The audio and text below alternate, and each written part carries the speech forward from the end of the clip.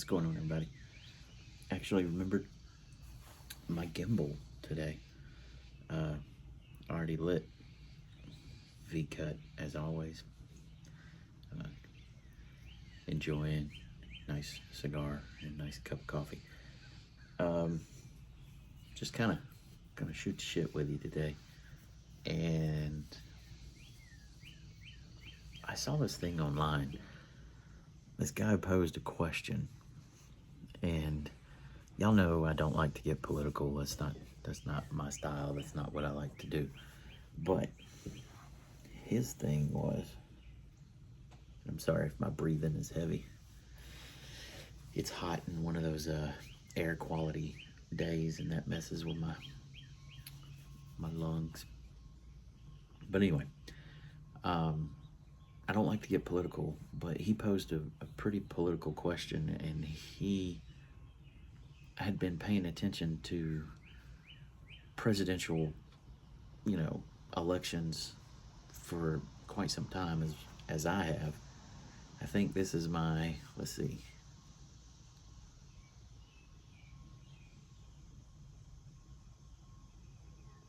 this is my sixth or seventh election that I've been really paying attention to, because I started paying attention to a lot of stuff when I was really young, and got really interested in a lot of this stuff.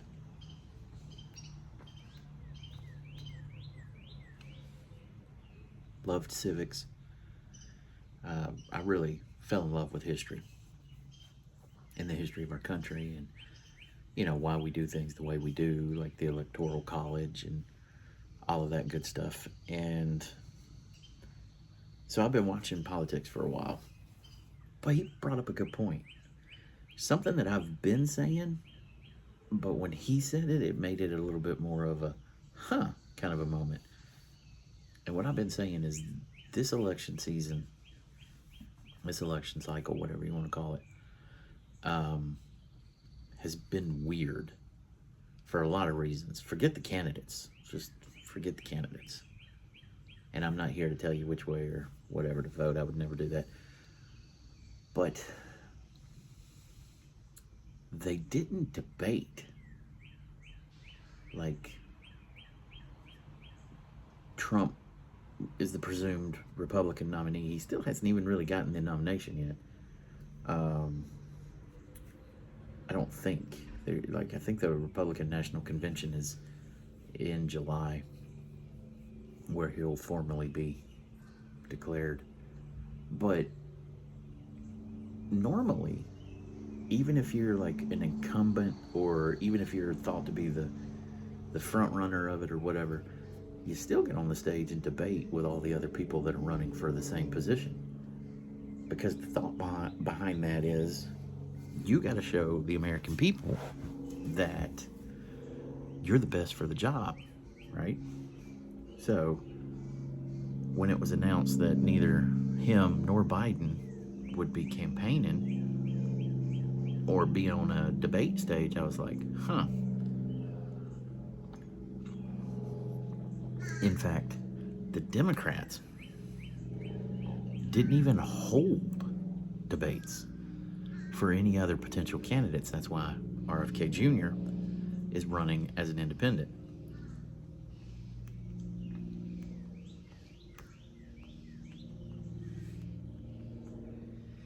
You can make every excuse out there that you want. Oh, well, they just wanted to go with the current incumbent, and they didn't want any distractions. Make all the excuses that you want on both sides of the aisle. The Republicans, though, still did the full stage debates, because there were a lot of people within the Republican Party that weren't sure about Trump. There's still a lot of them that aren't really sure about Trump, that may not even really vote for Trump. A lot of Republicans may cross the line and vote for Biden simply because they don't like the rhetoric and stuff that's coming out of Trump's mouth. And to each their own. I'm not here to debate who you should vote for or anything like that. But the Democrats didn't even hold one debate. They just declared that their candidate was going to be Joe Biden. Now, I'm not a Democrat, I'm not a Republican, I'm not left, I'm not right. I am an anarchist at my core. I don't believe that there should be any. I do have a conflict with anarchy, but I don't believe that there should be anybody over me telling me how to live my life, how to spend my money, how to make my money. None of that stuff. But I am somewhat religious. So that's the confliction that I have. But anyway, just to declare that this is who you're going with, and now with the debates that are coming 5 months before we're supposed to elect, I might add, between the two presumed nominees, they're saying that they didn't want an audience because Trump feeds off the audience, and they didn't want Biden to get rattled. Really?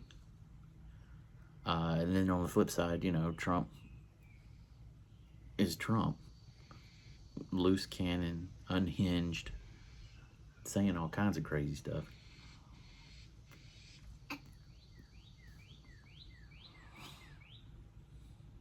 But they won't allow RFK Jr. on stage. Not even on stage. Like, what's the problem with hearing an alternate view?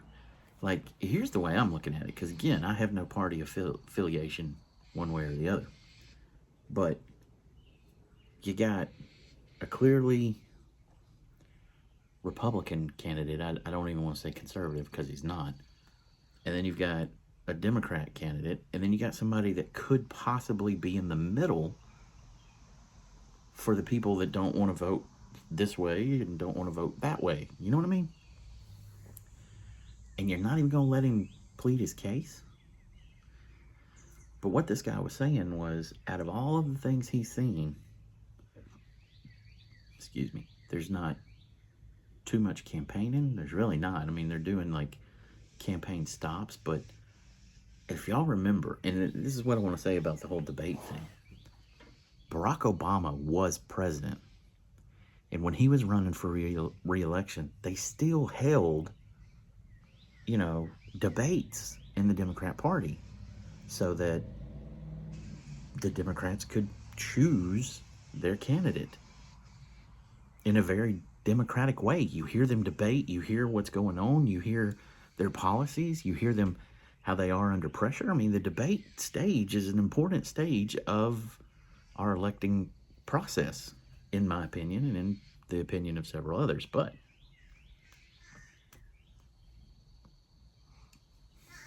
never in my adult life, or even when I was younger and went through all the elections that I've gone through, have I ever seen this. Like, even George Bush had to debate as the incumbent.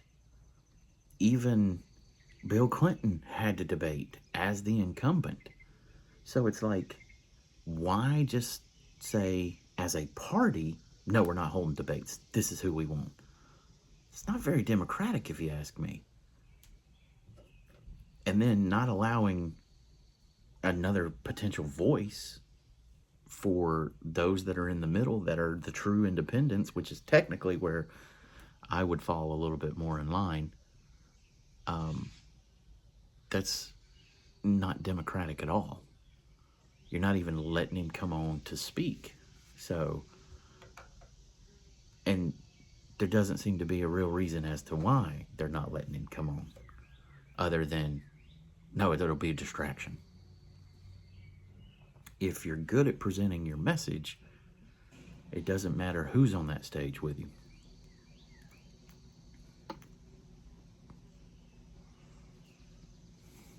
But his point was, the news isn't really covering it like they have in the past. You don't hear, again, they're not really campaigning. They're just going to certain spots. That's more democratic than we are. Like, in a democracy, you don't have to go to each individual state to tell them why they should vote for you. You just go to certain places.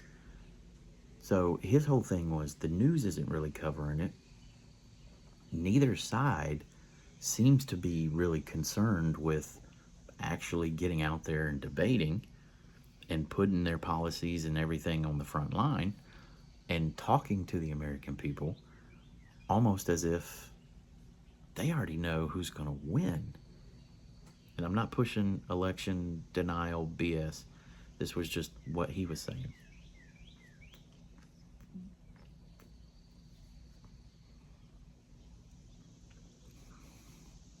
Almost swallowed that. That would have been nasty. So, he's kind of got a point to that.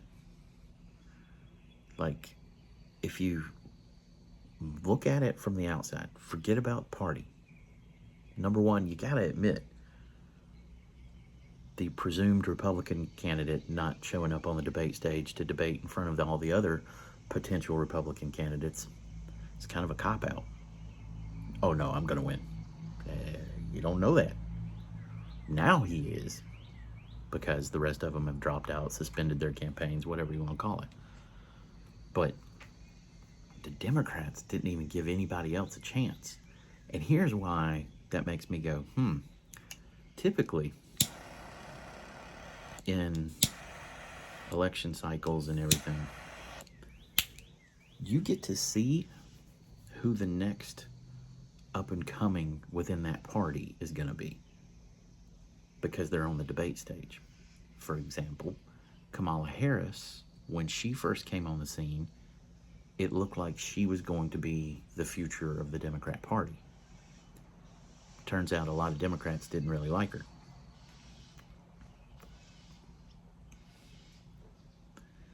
Another one that I thought would have been a bright star in the Democrat Party was Tulsi. I don't know how you say your last name, and I don't want to screw it up because y'all know I'm bad with names. I think it's Tulsi Gabbard. Forgive me. But this time around, you didn't see any future Democrat leaders. Yeah, you got Newsom out in California, but there's a lot of people within the Democrat Party that don't even like what Newsom's doing. So who's the Democrat star for the next election? You got Pete Buttigieg. I mean, you do have a few people, but you didn't see anybody on that stage. And that's one of the things that's making me go, like on the Republican side, on the flip side of that, clearly Vivek is going to be a contender in the Republican Party in the future. He had huge momentum. Had a lot of people really liking what he was saying.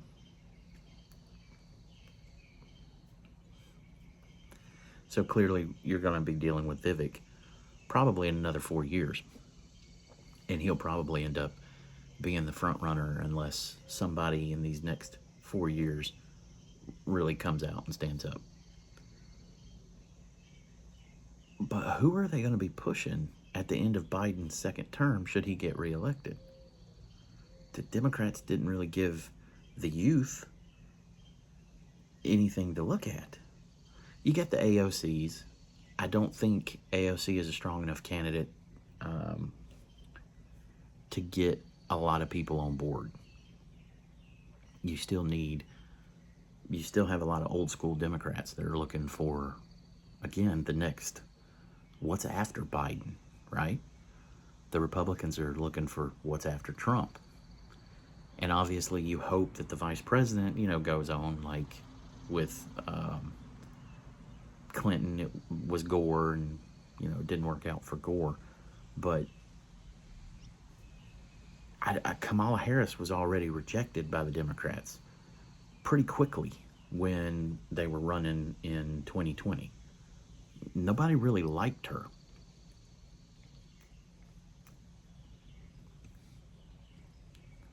Based on how quickly she dropped out, which is, again, she was the future of the Democrat Party at one point.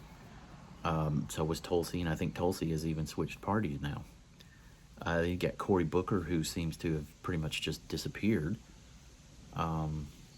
You don't, and correct me if I'm wrong, but you don't really have anybody from the Democrats because we didn't hear from the Democrats.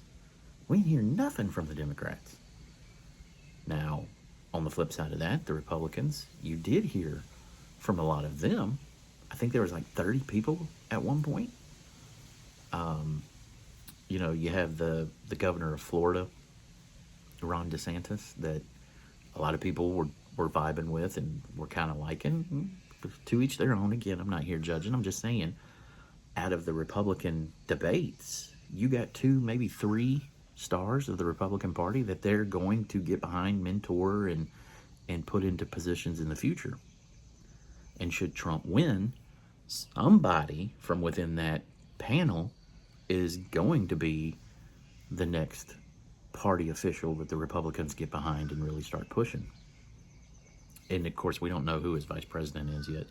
I have a feeling it's going to be a female.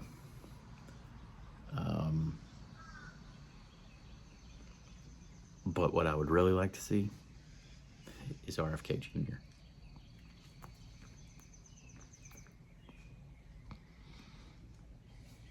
Now, obviously, that would mean RFK Jr. would have to suspend his presidential campaign, but at this point, when they're locking him out of everything, he's got to see it as not viable.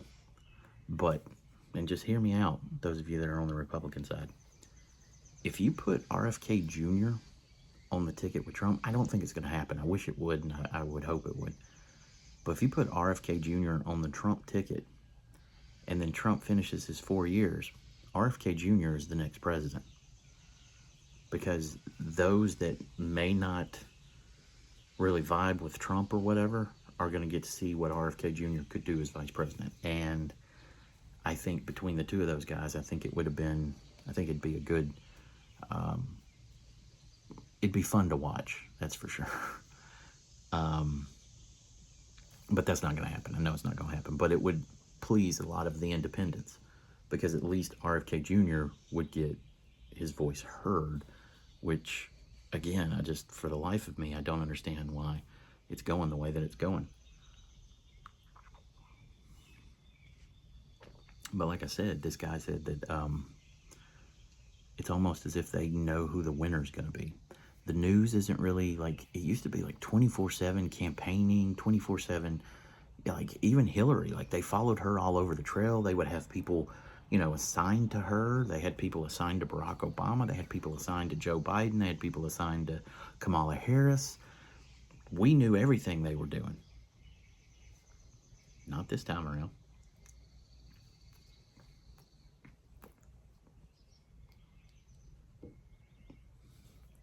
And again, that's not really democratic. If you're a strong enough candidate, whether you're Republican or Democrat, get out there and debate. Put your policies out there. That's how the American people have always picked who's going to lead them. And now we just accepted our fate of, no, it's going to be him, or no, it's going to be him. And for a party as a whole, the Democrats officially announced that there were going to be no debates because Biden was their candidate. Again, that's the first time that's happened in my life. Even Barack Obama, like I said, he had to get on stage when he was seeking re-election and present his reasoning for why the people should vote for him. Because that's democratic. That's democracy. That's part of who we are as a country.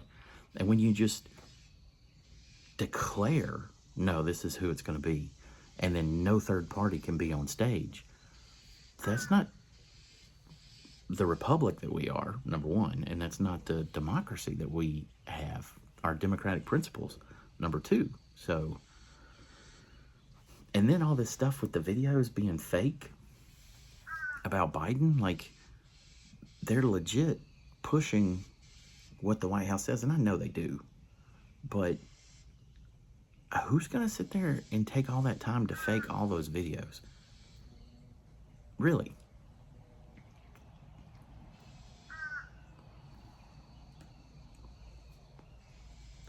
I mean, how far back do the fake videos go? Is it going to be when he fell off the bike? Was that fake?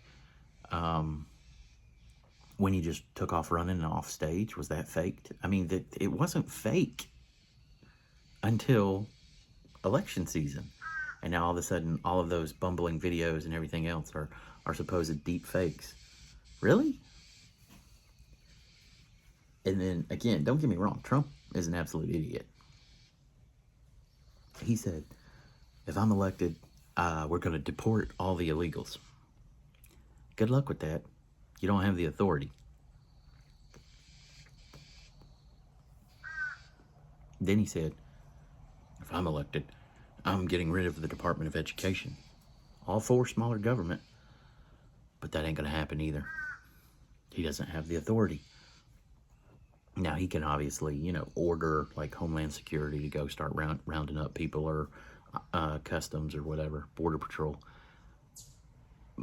But a lot of the things he's promising, he just can't do. So, don't get me wrong, Biden's the same way.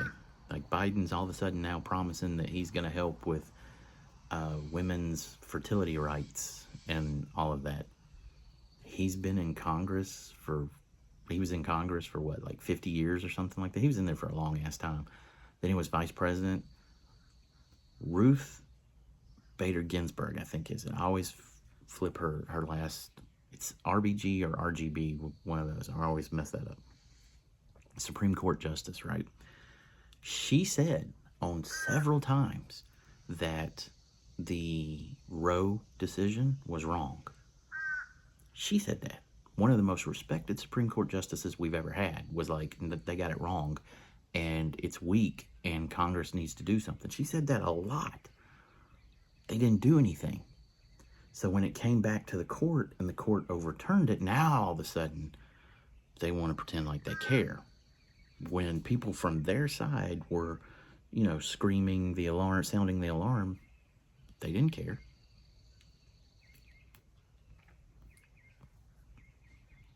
They're not going to do anything about it. And some of the other stuff that he's claiming he's going to do. However, he does have a couple of policies that I see myself supporting, which one of those is like bank fees and credit card fees. He wants to cap those. As in somewhat independent, I don't believe, again, I'm an anarcho-capitalist if you want to label me, but I don't believe the government should ever tell a business what they should do. But since the banks are regulated, I think that they need to, they definitely need to cap those fees, because some of those fees are ridiculous. And in fact, a bank that is headquartered here in Birmingham by the name of, well, I can't tell you the name. I don't want them coming after me. They're green, though. They're from Birmingham. Anyway, they, one of the larger banks out there, too, but they constantly pay like hundreds of millions of dollars in fines because they overcharge customers. Those customers don't get that money back. Regions, dadgummit, they just pay the fine. Look it up. That's not me saying it.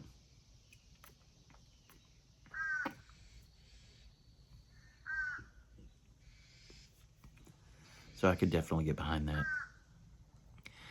Then all this other stuff like free preschool. Barack Obama offered that too, and nothing ever came from it. After school care and stuff like that to be free. When they say free, it's you and I are paying for it. And I don't know about you, but I think the country's deep enough in debt that we don't need to be paying for anything. Do you know when we pay our taxes, the American people overpay their taxes by, I think the fee or the amount is something like, it's an insane amount. I don't want to say $1 billion, but it probably is. Americans overpay every tax season by a lot. And do you know that only goes towards the interest payment on our loans, on our debt? Imagine, if you're an adult, debt, loans, late payments, all that good stuff. Imagine you only ever pay the minimum on what you owe. That's why you never get out of debt. That's why everything is as bleak as it is. But we keep spending. And again, Trump's not any better. Used to be. The Republicans called themselves the Conservative Party because they conserved. They believed in small government. They believed in balancing the budget. They believed in lowering our spending. They believed in things like that. Not no more.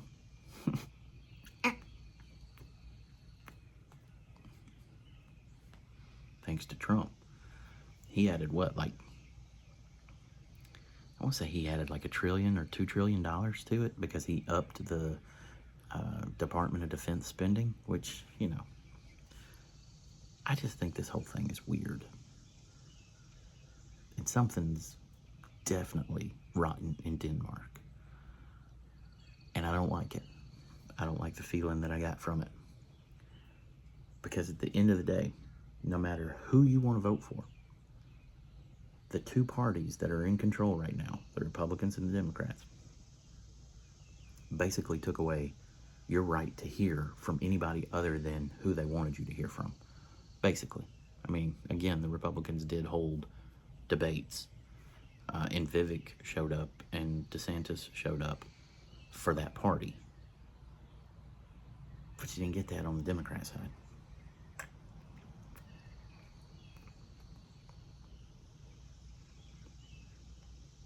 I don't like that. I don't like that they're not covering the candidates like they've done in the past. It's weird, but y'all let me know. Again, just kind of shooting the stuff with you. I have accidentally, whatever. So, y'all let me know. Do y'all think it's weird? Because I do.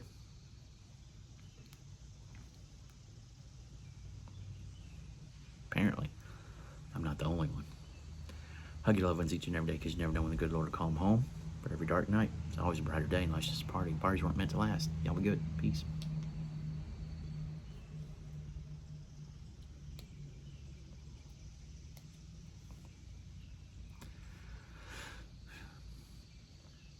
I'll be back. Excuse me. The show's coming back. I promise. Y'all be good.